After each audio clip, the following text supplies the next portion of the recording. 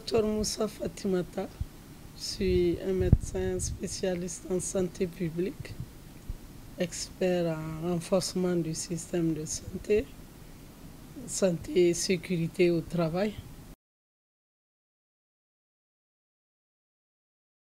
Mon engagement actuel, il est en continuité de mon engagement professionnel. J'ai occupé aussi bien pour le gouvernement et pour les partenaires techniques et financiers avec lesquels j'ai travaillé, comme l'UNFPA, où j'étais chargé de programme santé de la reproduction, ministère de la santé publique, où j'ai occupé plusieurs fonctions décisionnelles.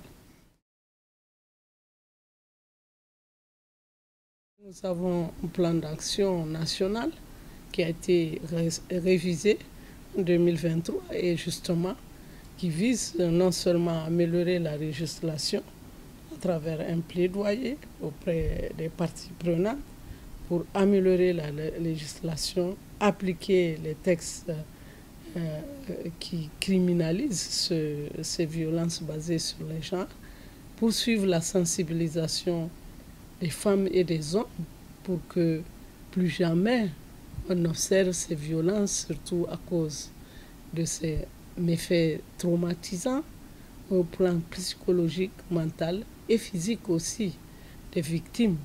Comment la législation va aider à encourager l'indemnisation des victimes, comment assurer une prise en charge plus efficace et aussi une prévention et une réinsertion sociale de certaines victimes de ces violences. Donc un plan d'action, une perspective pour la mise en œuvre de ce plan d'action et aussi coordonner que tous les secteurs de prévention, de prise en charge puissent travailler ensemble, main dans la main pour assurer non seulement la prévention, mais quand il y a des victimes, assurer une prise en charge adéquate.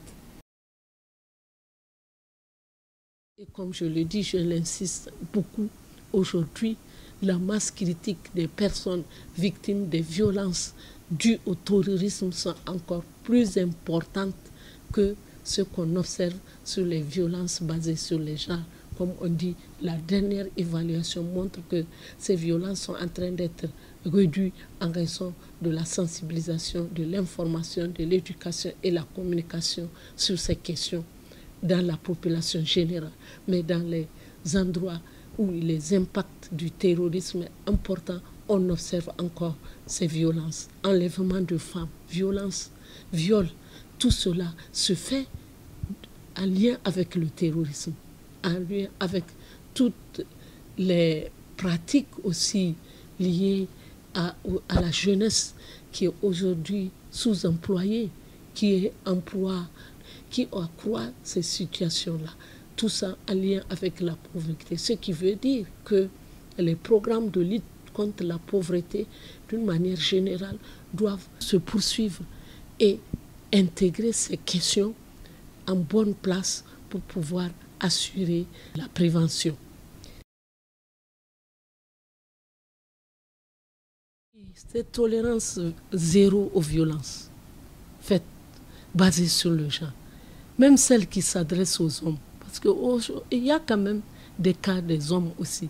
Donc cette tolérance, la violence, ça veut dire quelque part que les gens ne sont pas à l'aise sur le plan mental et psychologique. Sinon, pourquoi agresser un partenaire? Pourquoi agresser un collègue de travail?